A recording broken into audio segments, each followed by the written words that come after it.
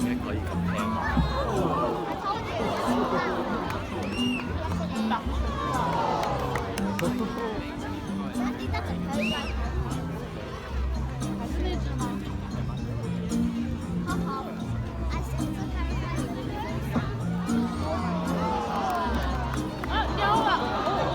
Drop it, did she?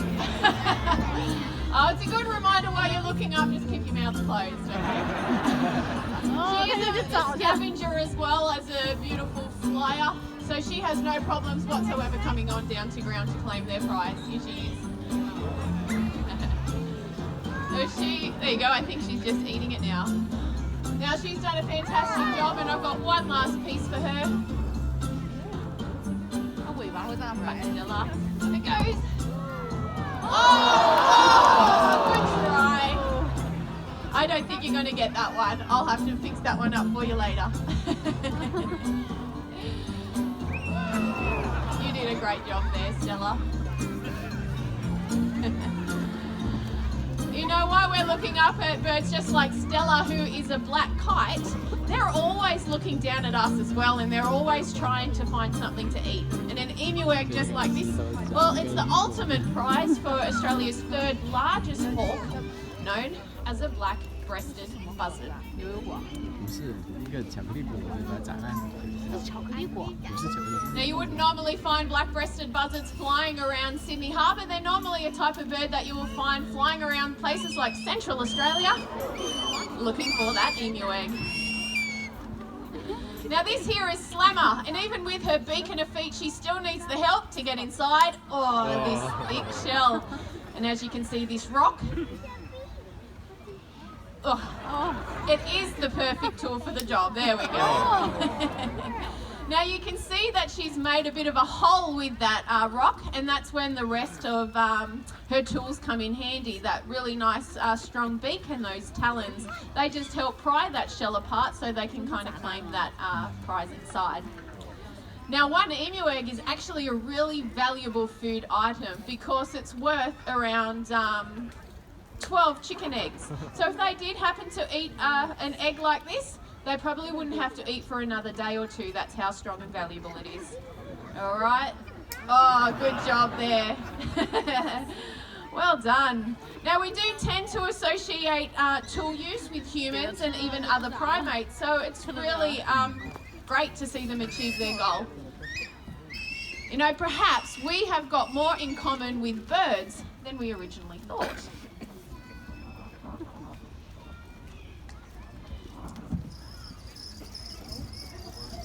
So the birds that we've seen so far are birds that you will find out and about hunting during the day. But if we talk about nighttime hunters, what do we think?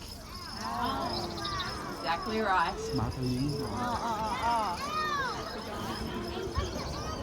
Ever get that feeling that you're being watched? Owls are everywhere. You might not always see them in your own backyards, but they can see you out in the country and right here in the city.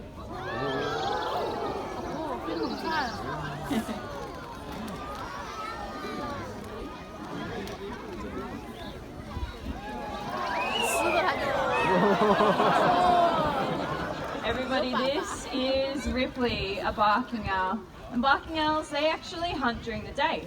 In fact, around half the world's owl species regularly hunt during the daylight, and it's all about what they like to eat.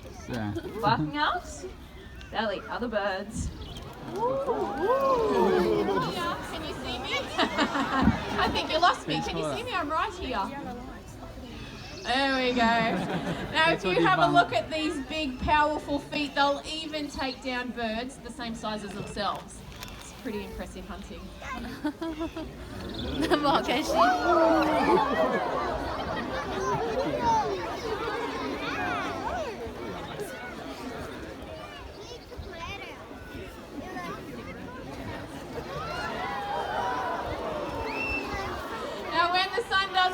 These owls will also look to hunt things like rats and mice, but even a possum before returning to a nice safe branch to rest.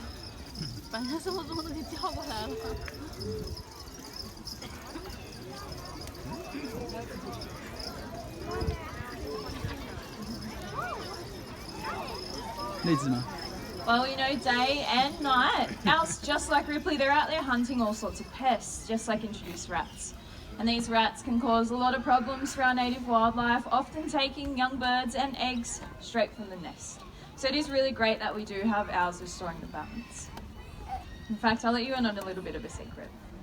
We used to have a really bad rat problem here at the zoo. They would be running around all over the place, even right here in the very theatre. But, fortunately, ever since our owls moved in, I can honestly say that that problem, it's now behind us. I know, it's exciting, isn't it? I haven't seen a rat around here in such a long time. You mean right now? I haven't seen. You know, a single owl out there in the wild, they could be eating around 1,000 mice and rats in about a year. A pair that's raising chicks, well, they could be eating around 3,000 more. So they're definitely one of the most beneficial neighbours that you could ask for. Yeah, that's exactly right. We are extremely lucky in this country when it comes to our bird life. We have got over 800 different types of birds, and over 50 of them happen to be the parrots, which is why I think we get that nickname, the land of the parrot. And it's as simple as taking that step into your own backyard to be able to see that beauty that truly is all around us.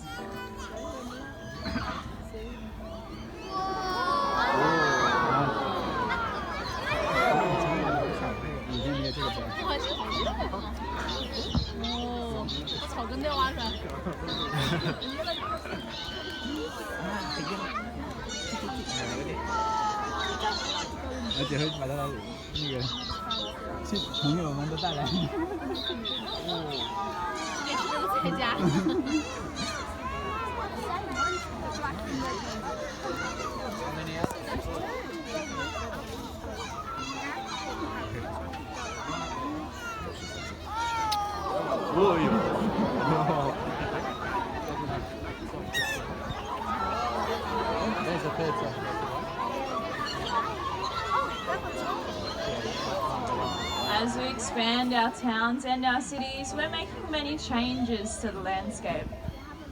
And not all birds can adapt to those impacts.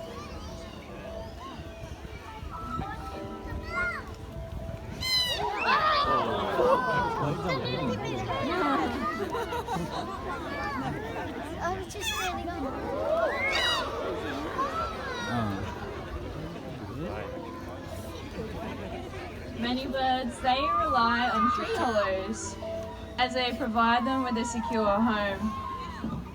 And with that, a place to nest and a place to thrive.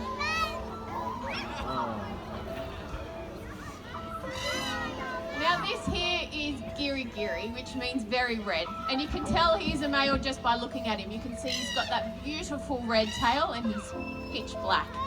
Now we don't normally have red-tailed cockatoos flying right around here, but we do have other species like microbats, ibis, even brush turkeys, which you can find everywhere around here. So it really does go to show that Taronga, well, we are habitat. And so for our next routine, we have got 2 volunteers already picked, which we want to help demonstrate that we are also part of that habitat. All right, hi, how are you going? So you're more than welcome to stand up for me. Now you can see over there we have got Monotoka. She is a female red-tailed cockatoo. So you can tell she's a female because she is got the yellow dots all over her, but her tail is also red with that orange kind of speckle. It kind of looks more like a sunset. So that's really how you tell the pair apart. Right, so in a second we're going to get you, if you want to put your hands up just like this. There we go. Representing that beautiful tree that we really need to make sure we have and protect for these beautiful birds. Now Monotoka's name actually is a name of a type of tree that can be found right in their habitat. You can put your hands down. Now cockatoos, like monotoka, they normally get a bad rap for being messy eaters, but they're potentially dispersing seeds, allowing trees to grow and entire ecosystems to flourish. Awesome.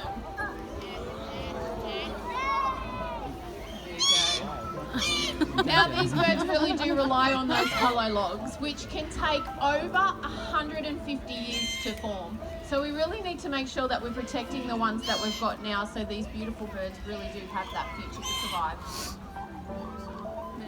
Awesome, thank you. You can have a seat now. I hope you enjoyed that. Now helping wildlife really does start in our own backyards, because if you don't have a hollow, you can install an artificial nest box. Just like the one on the speaker pole down here. The QR code will take you to a link where you can find out how to source and install your own.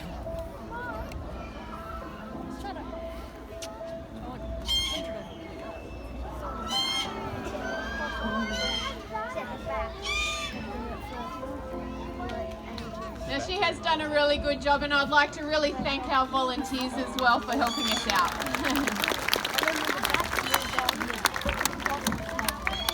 Now installing a nest box, that's definitely something you could go home and do, but if you would like to do something right here, right now, well, we have got this donation box here, which we have introduced it over nearly 15 years ago.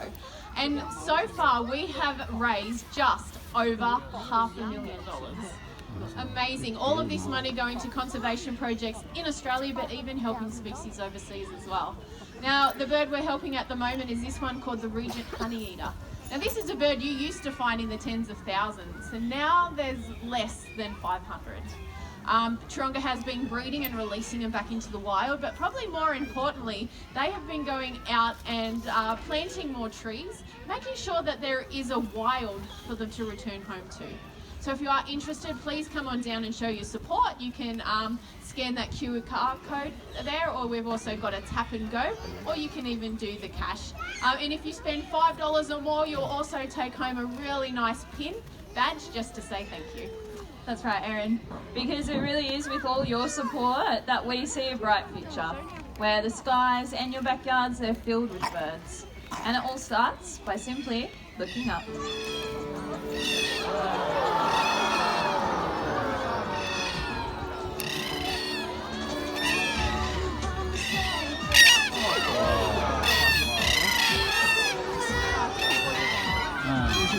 Well, we would like to thank everyone for coming and watching the show, and we hope everyone enjoys the rest of your day here at Taronga Zoo, and I hope you have a very happy night.